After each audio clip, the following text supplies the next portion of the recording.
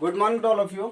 आज class 8th का model paper, हम लोग मॉडल पेपर चल रहे हैं सोशल साइंस का, है ना, सेट 1 चल रहा है।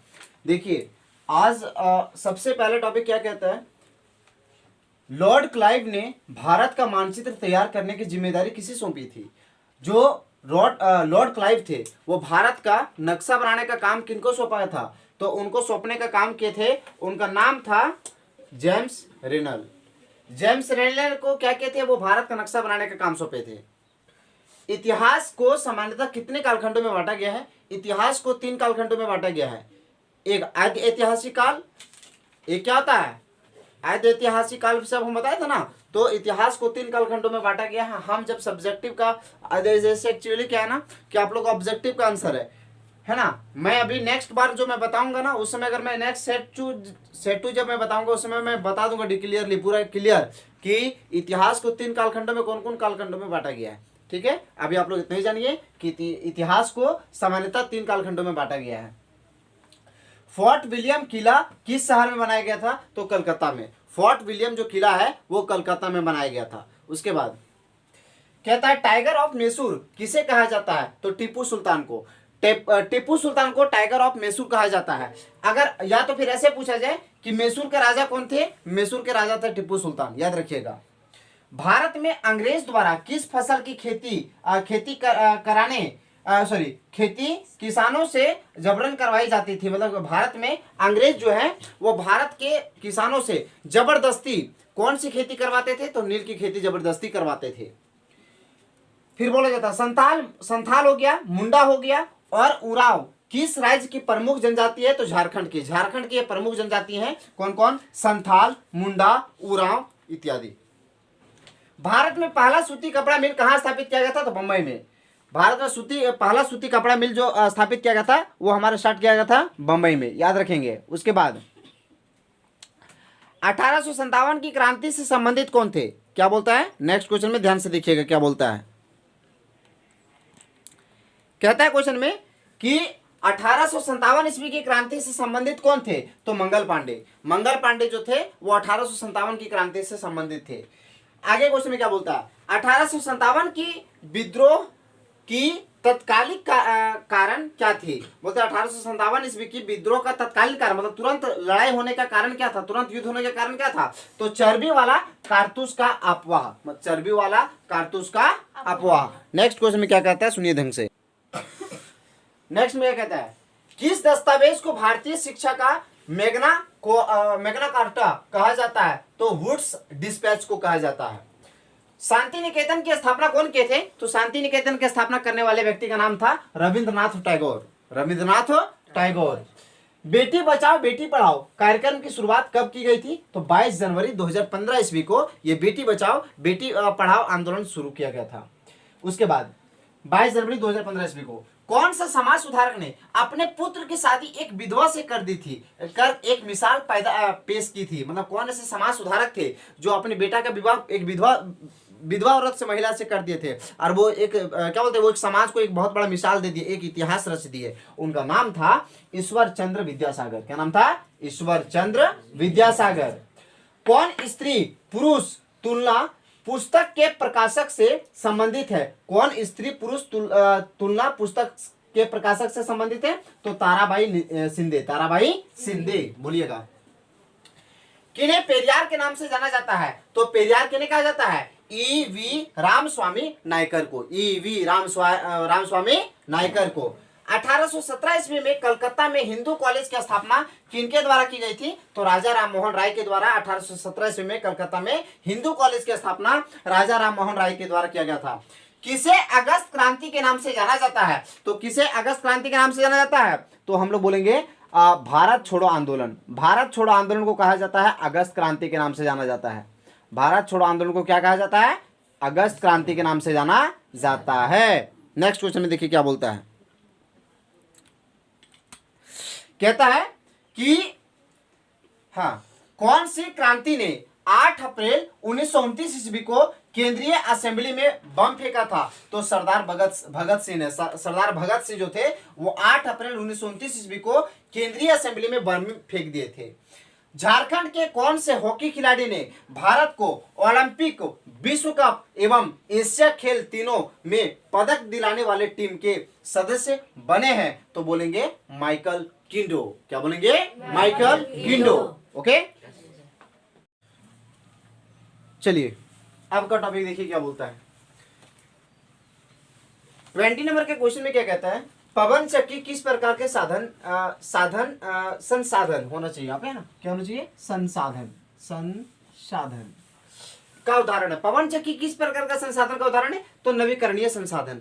नवीकरणीय संसाधन का मतलब होता है वैसा संसाधन जिसका प्रयोग करने के बाद अगर वो समाप्त हो जाता है फिर वो दोबारा प्राप्त हमें हो जाएगा, उसी को नवीकरणीय संसाधन कहते हैं।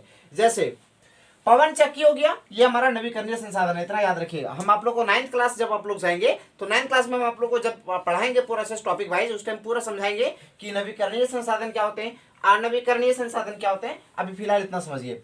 भारत के अंतरिक्ष एजेंसी जिसको हम लोग बोलते हैं इसरो, इसरो द्वारा अभी हाल ही में कौन सा मिशन चंद्रमा पर सफलतापूर्वक चंद्रमा पर भेजा गया था? तो बोलते हैं चंद्रयान 3। आप लोग इसके बारे में सुने होंगे कि भारत ने चंद्रयान 3 को सफलतापूर्वक क्या किया? चांद पर उतार दिए थे।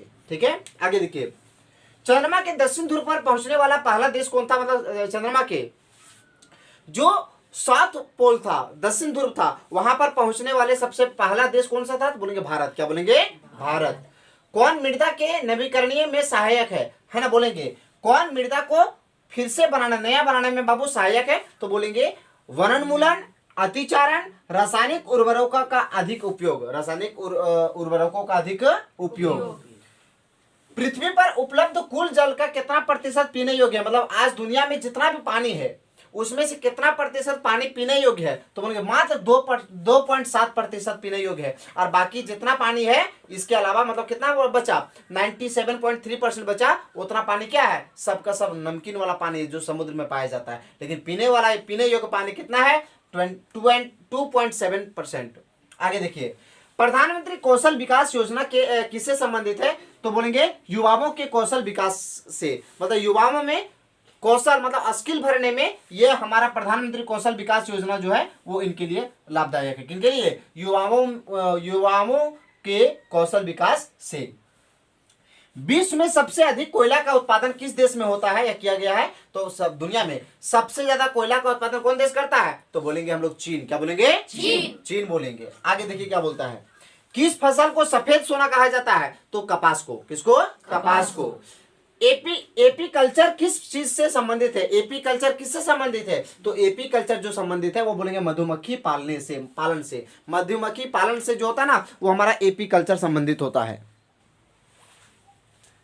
हाँ जी, देखिए ध्यान से, फिर से बोल देते हैं। एपी कल्चर किस चीज से संबंधित है? तो बोलेंगे मधुमक्खी पालन से। कौन सा देश को मसालों यानी मसाले उत्पादन में प्रमुख है? मतलब कौन सा ऐसा देश है जो मसाला को ज्यादा मात्रा में उत्पन्न करता है? तो हम लोग बोलेंगे भारत। कौन खनिज आधारित उद्योग है? मतलब इसमें से कौन सा ऐसा उद्योग है जो खनिज आधारित उद्योग है? तो बोलेंगे लौह इस्पात। लौह इस्पात जो एक ऐसा उद्योग है जो क्या है? खनिज आधारित उद्योग है। आगे देखिए, कहा जाता है भारत का पिट्सबर्ग। सब कुछ ध्यान से समझिएगा क्या बोलता है क्वेश्चन में। भारत का पिट्सबर्ग किस शहर को कहा जाता है? भारत का पिट्सबर्ग किस शहर को कहा जाता है? तो जमशेदपुर को। जमशेदपुर को पिट्सबर्ग कहा जाता है। जमशेदपुर को क्या कहा जाता है? पिट्सबर्ग कहा जाता है। झारखंड का कौन सा स्थान उर्वरक उद्योग के लिए प्रसिद्ध है? मतलब झारखंड का कौन सा ऐसा जगह है जो खाद को उत्पादन करने में सबसे ज्यादा मतलब विकसित है? वो बोलेंगे सिंदरी। जनसंख्या परिवर्तन का कारण क्या है? जनसंख्या बदलता है, कभी बढ़ जाता है कभी घट जाता है। ये परिवर्तन का कारण क्या है? तो सर जन्म दर है, मृत्यु दर है और प्रवास है। प्रवास का मतलब होता है एक स्थान से जब कोई व्यक्ति दूसरे स्थान पर शिफ्ट कर जाएगा। जैसे भारत का आदमी कोई अगर मान लो अमेरिका चला गया या पाकिस्तान का आदमी कोई मान लो भारत आ गया तो ये हमारा प्रवास कहलाएगा। आजादी के बाद भारत ने किस तरह की शासन पद्धति को अपनाया था? आजादी के बाद भारत ने किस तरह की शासन पद्धति को अपनाया था? तो संसदीय शासन व्यवस्था को अपनाया था।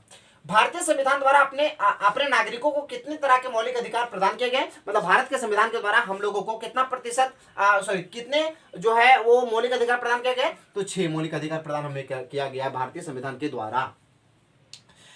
भारत की पहली महिला प्रधानमंत्री कौन थे? भारत के जो है प्रथम महिला प्रधानमंत्री कौन थे? तो भारत के प्रथम महिला प्रधानमंत्री थे वो श्रीमती इंदिरा गांधी थे। कौन थे? श्रीमती इंदिरा गांधी। इंदिरा गांधी।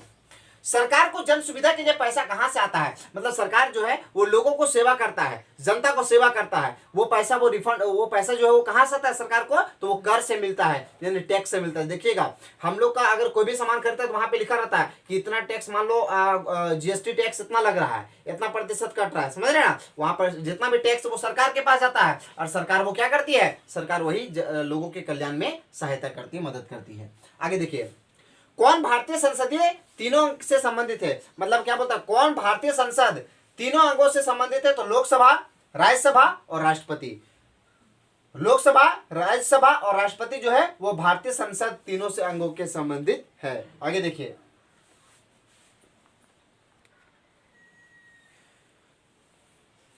चलिए 36 क्वेश्चन छूट गया था।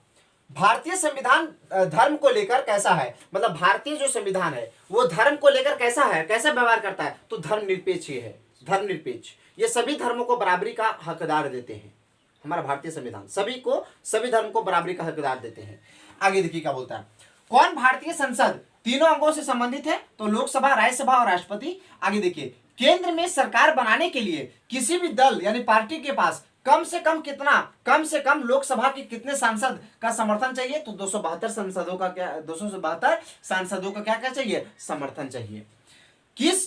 किसको भारतीय सांसद का उच्च सदन कहा जाता है? मतलब किसको भारतीय सांसद का उच्च सदन कहा जाता है? तो राज्यसभा को। किसको कहा जाता है? राज्यसभा को। ठीक है, देखिए आगे, देखिए आगे बताते हैं नेक्स्ट क्वेश्चन में।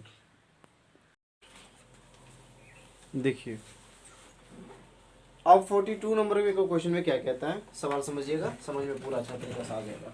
देखिए क्वेश्चन कहता है कि भारत के किस राष्ट्रपति के नाम पर शिक्षक दिवस मनाया जाता है? तो डॉक्टर सर्वपल्ली राधाकृष्णन, है ना? डॉक्टर सर्वपल्ली राधाकृष्णन के नाम पर ही ना क्या कहता है, हमारा मनाया जाता है क्या चीज? शिक्षक दिवस। ठीक है। किस संस्था का काम देश के नागरिकों के लिए कानून बनाना है? मतलब कौन सी संस्था कानून बनाती है? तो बोलिएगा आप लोग क्या? संसद। झारखंड राज्य के कितने सांसदों का चुनाव लोकसभा के लिए होता है? तो 14। झारखंड उच्चतम न्यायालय की स्थापना कब हुई थी? तो 15 नवंबर 2000 ईस्वी को। और FIR का पूर्ण नाम क्या होता है? FIR का पूरा नाम क्या होता है? तो FIR का मतलब होता है F for first, I for information और R फॉर रिपोर्ट। नहीं बोलता ना कि अगर ज्यादा कुछ बोलेगा तो FIR कर देंगे। FIR मतलब फर्स्ट इंफॉर्मेशन, रिपोर्ट कर देंगे हम पुलिस के, प्रशासन के पास। देश में उच्च न्यायालय की संख्या कितनी है? तो 24। वैसे समुदाय जो गरीबी, अशिक्षा के कारण विकास में पीछे छूट जाते हैं, ऐसे समुदाय को कौन सा शब्द प्रयोग किया गया है? तो हाथियाकरण। झारखंड में कितना प्रतिशत आबादी अनुसूचित जनजातियों की है? तो 26%। सरकार द्वारा बालिकाओं की समृद्धि के क्या बोलता है, छात्राओं के द्वारा, देखिए क्या बोलता है सरकार, हम पहले टॉपिक समझाते हैं कि झारखंड में कितने प्रतिशत आबादी अनुसूचित जनजाति की है? तो बोलेंगे 26%, याद रखेंगे। उसके बाद नेक्स्ट क्वेश्चन में क्या कहता है, देखिएगा सवाल कहता है सरकार द्वारा बालिकाओं की समृद्धि से संबंधित योजना कौन सी है? मतलब देखो लड़कियों के लिए सरकार जो है वो कौन सा योजना चलाई है? तो उसका नाम है सुकन्या समृद्धि योजना। सुकन्या समृद्धि योजना। आप लोगों का मॉडल पेपर ये SST का सेट 1 कंप्लीट हो गया।